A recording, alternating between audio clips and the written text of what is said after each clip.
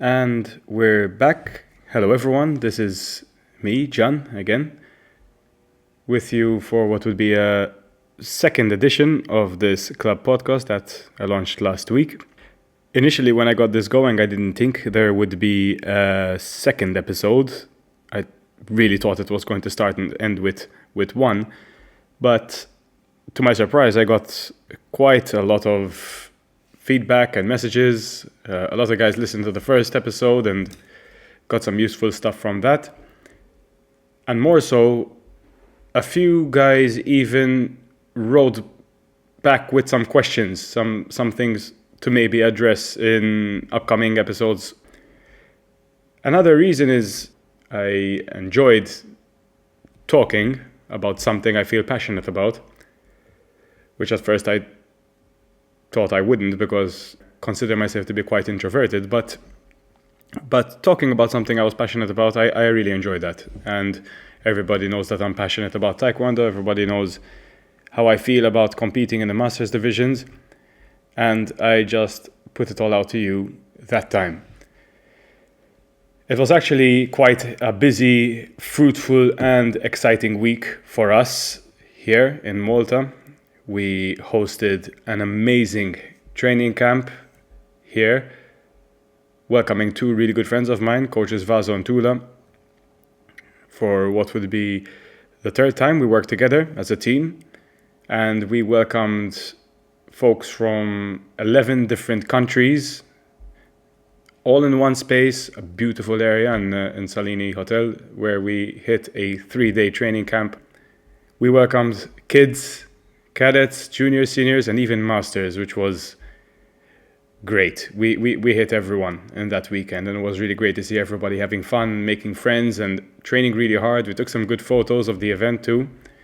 I'll be honest, it was really difficult to organize. Luckily, I had two good team players there in the form of Anna, my own mother, and Michelle, two members of the Malta Taekwondo Association who were absolute workhorses the entire time since we conceived the idea in about November, October last year. But anyway, it all came together and I'm really happy about that. So last week we talked about Masters divisions, and that led to quite a few questions from actual Masters athletes writing to me about anything concerning nutrition, training, traveling, competing. It was great. But I got a few questions from some folks who are over 30 or even over 40, and they wrote to me with some questions that I found quite interesting, and I want to address one particular question in today's episode. I'll just read it out to you. Hey man, as you know, I used to practice Taekwondo in the past. I've been meaning to start again, but with work and family, it's difficult. I just don't know how to make time for it. And apart from that, I've gained a bit of weight and I'm really not sure where to start. I think this message is a good representation of many of us. Some of us who may have perhaps at one point trained Taekwondo or any martial art or any sport, and obviously life caught up at some stage with family, career, all of that, the good stuff, but naturally the time-consuming stuff as well. We tend to be a little bit too self-absorbed in our idea of what modern adulthood should be like. And we tend to forget ourselves in the process, because Taekwondo at some stage could have been part of your identity too. I'd really like to discuss this question a little openly and a little bit generically, so I could hit many people who are in this kind of stage in their life, or maybe similar, and provide some advice to help you get to where you need to go, if you truly want to do that. I mean, if you've ever thought that, hey, I'd like to go back, but my body isn't what it used to be and whatever, this episode is going to be for you. Starting from this mate of mine who messaged me, you can tell that there is some apprehension to the prospect of getting back into the sport, but the first reassurance that I want to give is that having a bit of fear is not necessarily weakness, it's awareness. And the fact that you want to return, that you're entertaining the idea of returning, that's already important. That already tells you that you want it. But we shouldn't rush, and we should do things in the correct steps, and we should do that to ensure our health and safety, and more than that, to ensure the maximum return for our investment, right? Because the last thing we want to do, for example, is get back into the sport, get hurt, realize it was all just a bad idea, blame the Taekwondo or blame the sport or blame the coach or blame your teammates, and just recognize it as a little blemish in your adventure of life. The problem, though, is not age, guys. It's expectations. People don't get injured because they're over 30. They get injured because they train as though they're 18. So, with that in mind, I guess we could say that the body doesn't really punish age. You could say it punishes impatience, rather. So, let me just give you my 2 cents on what you need to do and the starting point, where the starting point should be, so you could maximize your results and return to the sport again if that is what you really want to do. So the first phase of our return to sport might shock you. It might be something that you won't really expect, but I'm going to dish it out anyway, on the pretense that most adults we talk about today, the career-orientated, the family-orientated type, they're working a career, they're invested into their jobs and their families, and that means being sedentary, at least to some degree. And we know that even from the data available to us, we mentioned it in last week's episode, that 1 in 3 adults, in Western civilizations at least, don't even meet the basic minimum criteria set by the WHO of being active. That being said, if we are to assume that you are quite sedentary on a day-to-day basis, the first step, before you've even decided to start engaging in the sport, in Taekwondo, should be to engage in walking.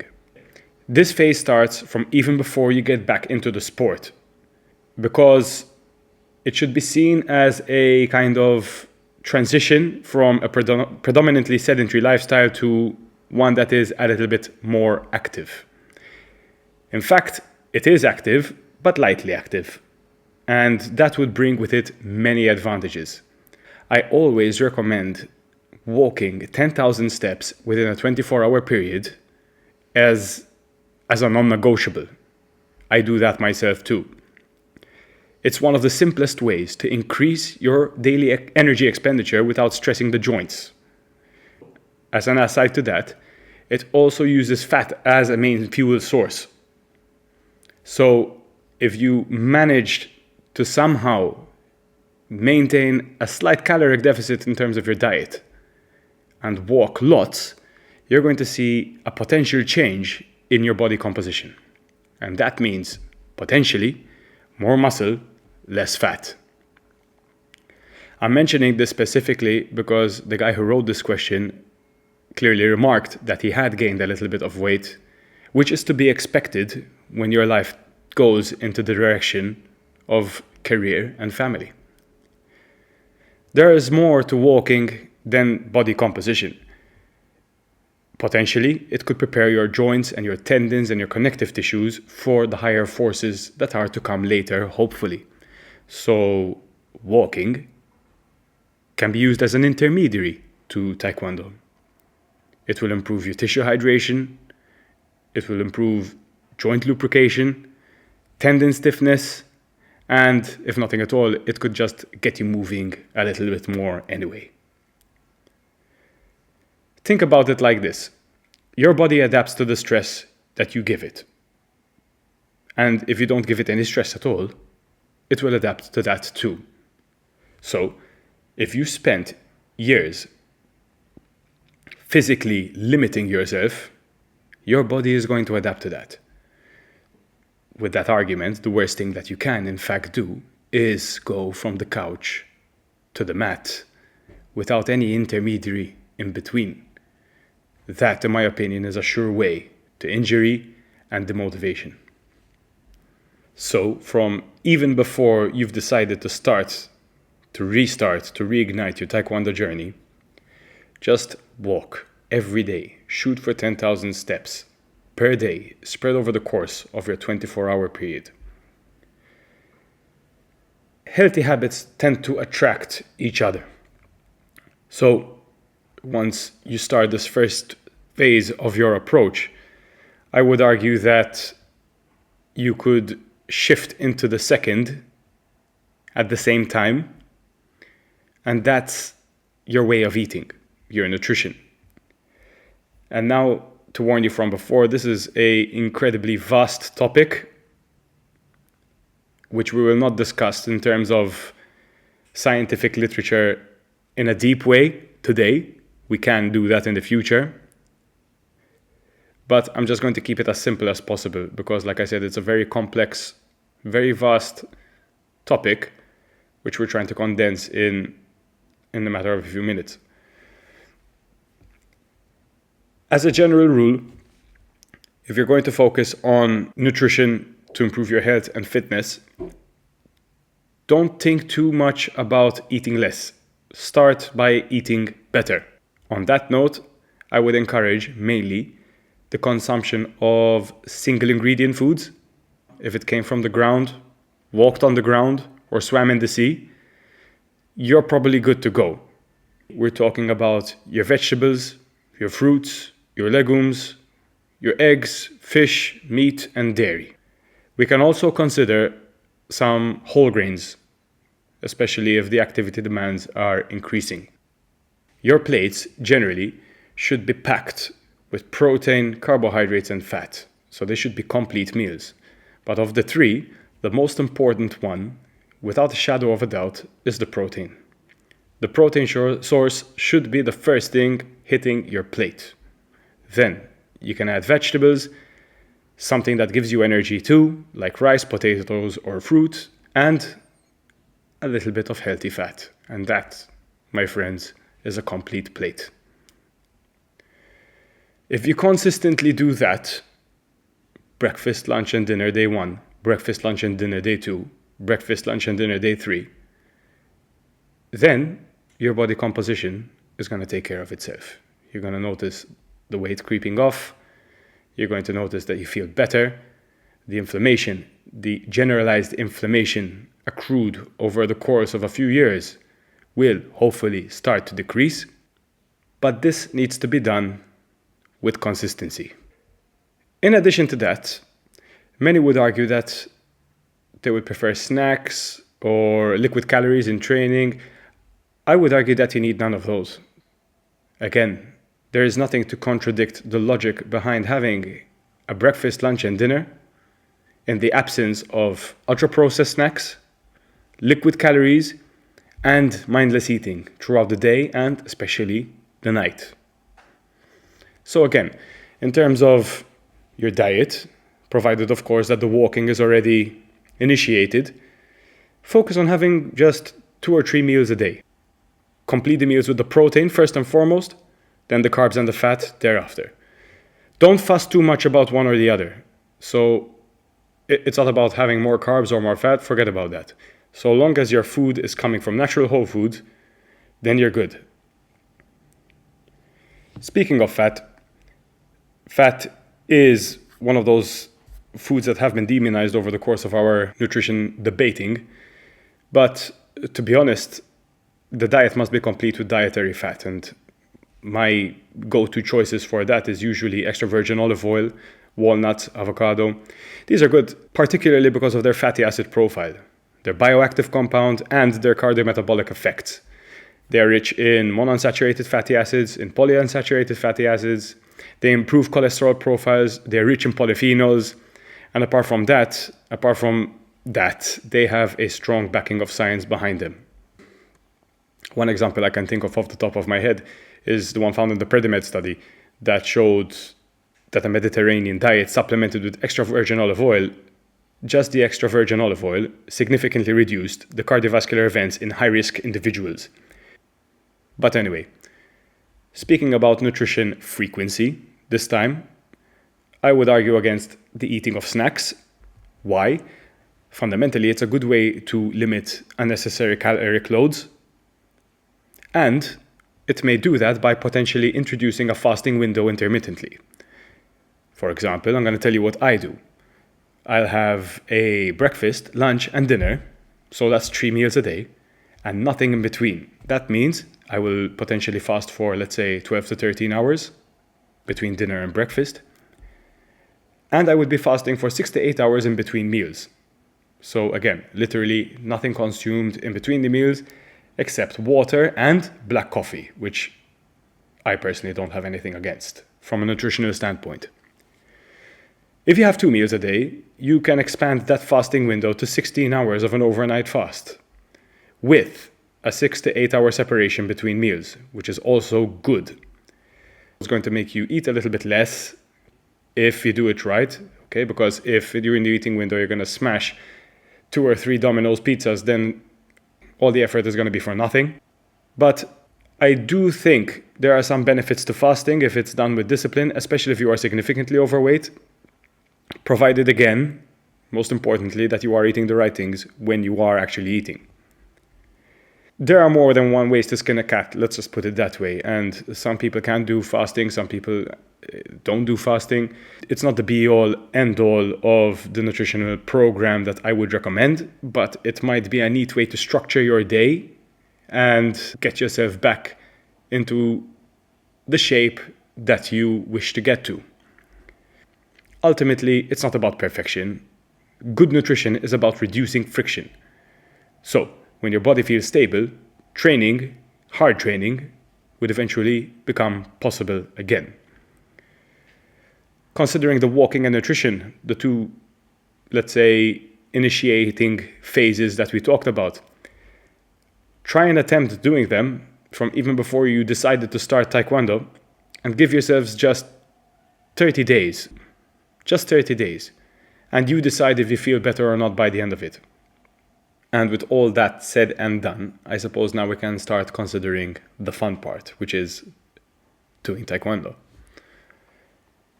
Again, speaking directly to the person who wrote to me, but also speaking in general, I know it might be hard to engage in this kind of activity in a structured level due to time constraints, for example, mainly. But if you really want it, then you should make time for it. You need to create time for it. It's as simple as that. Time is always the biggest excuse, but often it is the biggest truth. We just don't have enough hours in the day. But if it really matters to you, you just have to make it happen. So the next key part of your program would be to sign on with a club. A good club. A good club. A good club isn't one. I'm not talking about a club with the loudest music or the hardest sparring. It would be one where the coach present would understand your progression and respect your starting point and care about your development long term. I would also try and assess the community within that club too. How do the athletes react towards each other? How do the parents of the kids in the club react towards each other? What's the relationship of the coach with the athletes?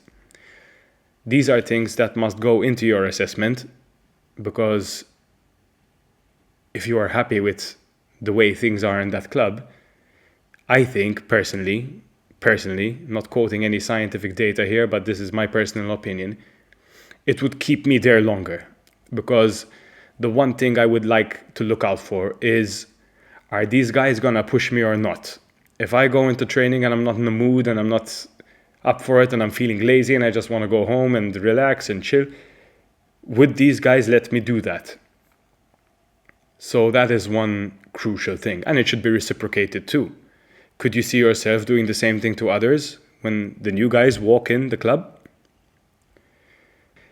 Once you do start actually training in the club, one of the most dangerous factors is remembering how you used to perform in the past, if you used to train before, and trying to emulate that immediately. So people who get into the sport tend to push themselves beyond the limit that is reasonable, and they end up getting hurt as a result of that.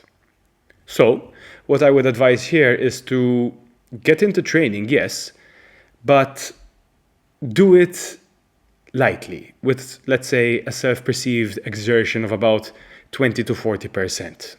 And now I know you're going to tell me, okay, but what's 20 to 40%? It's not like you have a dial on your back that you can just manipulate to coordinate the effort. But just think about doing it in a way where you can be conversational without disrupting anyone, of course, as in that you could have a conversation if you choose to.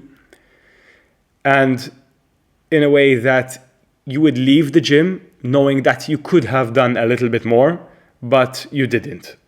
So yes, I'm telling you to hold back here. This is important because for a sport like Taekwondo especially, you need to get used to the movements, you need to get used to the requirements of the sport.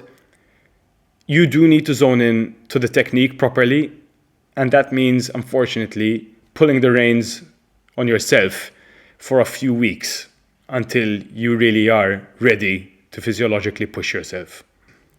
Muscles regain strength, yes, relatively quickly. That is generally accepted in the fitness community.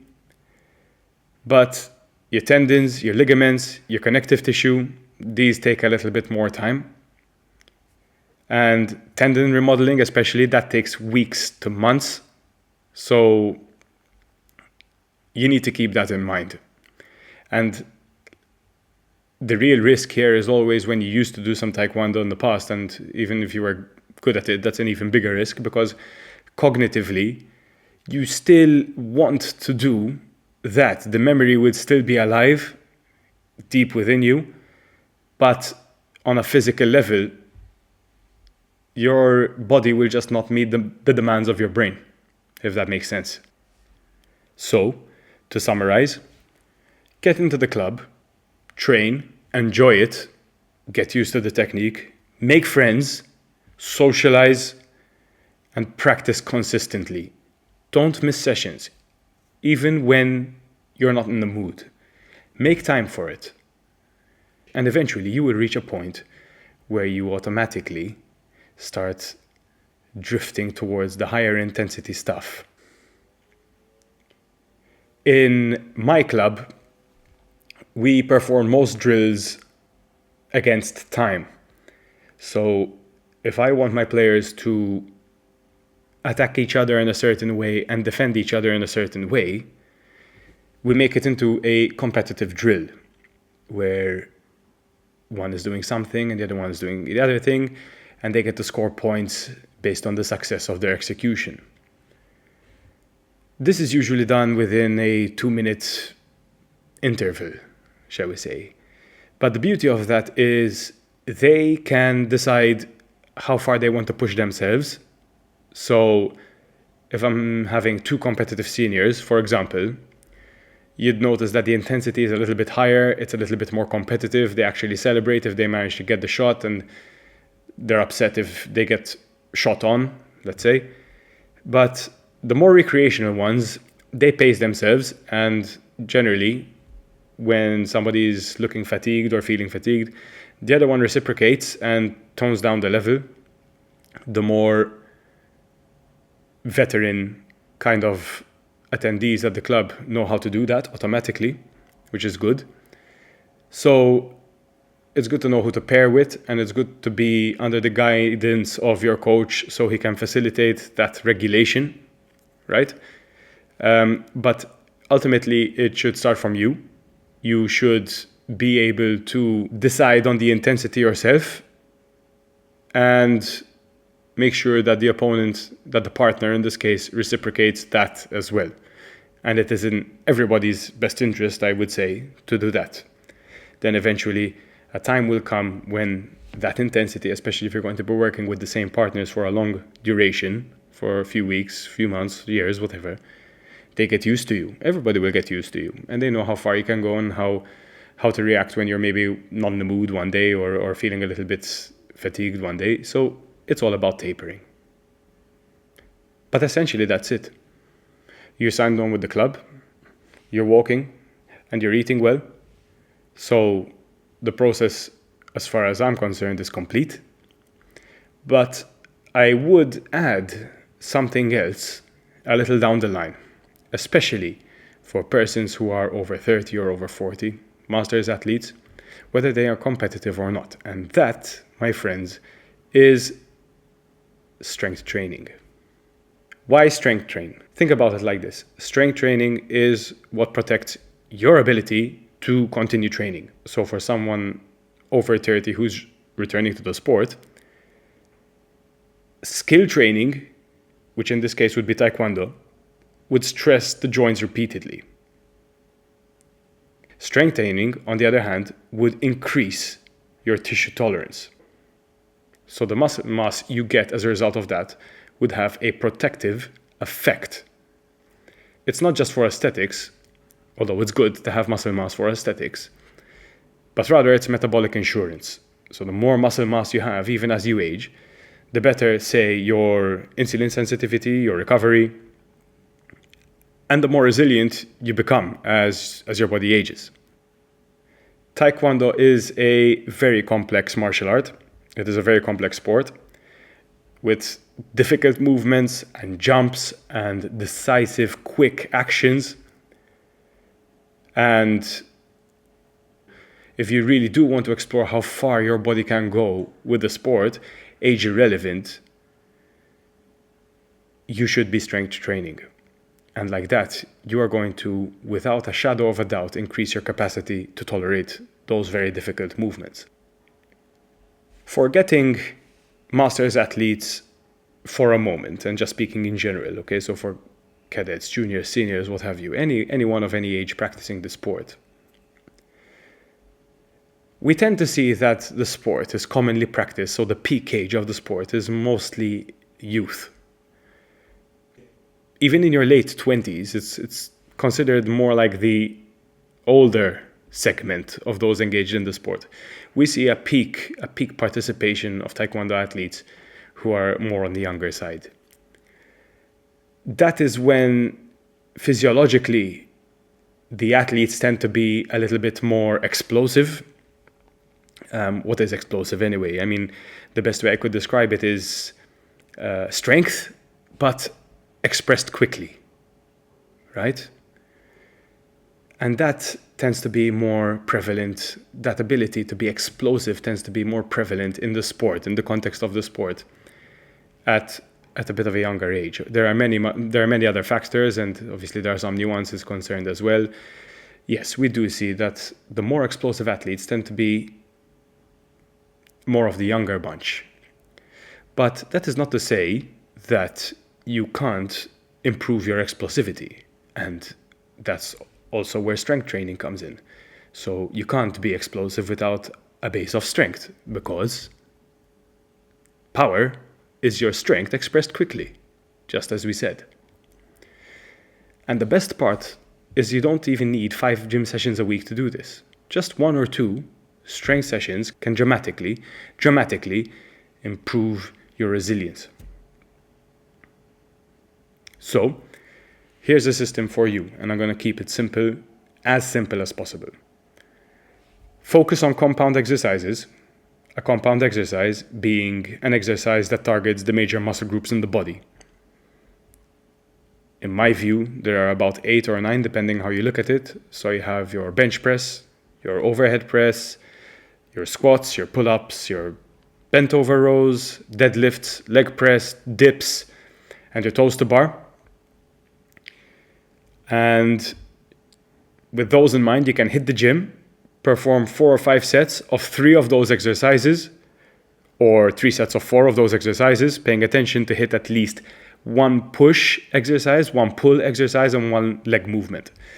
So if you're gonna go to the gym and pick 3 exercises, let's say the bench press, which is hitting the push movement, the pull-up, which is hitting the pull movement, and the squat, the back squat, which is going to hit the leg movement, you can just as easily perform 4 or 5 sets of those, targeting a zone of 1 to 2 reps in reserve, meaning 1 to 2 reps before you absolutely fail.